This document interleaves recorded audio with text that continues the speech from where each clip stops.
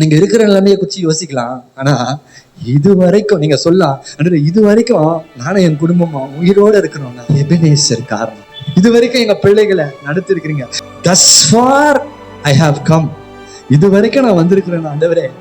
Ebenezer எங்களோடு கூட இருந்தீங்க. யுவர் ஹெல்ப், உங்க உதவி இருந்ததுனாலதான் ஆண்டவரே நான் வந்தேன்.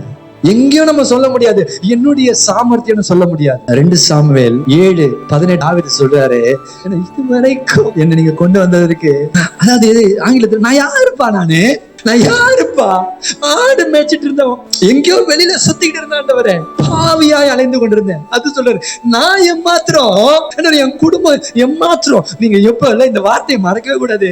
ஆண்டவர் உங்களை என்ன செய்ய சொன்னாரு, அந்த காரியத்தை செய்யும்போது, ஆண்டவரே இதை செய்யறதுக்கு நான் எம்மாத்திரம், இந்த ஜெபத்தை நடத்துறதுக்கு நான் எம்மாத்திரம், ஆண்டவரே இந்த வேலையில நான் உயர்வை பெறுவது இல்ல, இந்த சம்பளத்தை ஆண்டவரே நான் என்னுடைய கைத்திறமையா இல்ல ஆண்டவரே, இந்த சம்பளத்தை வாங்குறதுக்கு நான் எம்மாத்திரம் ஆண்டவரே.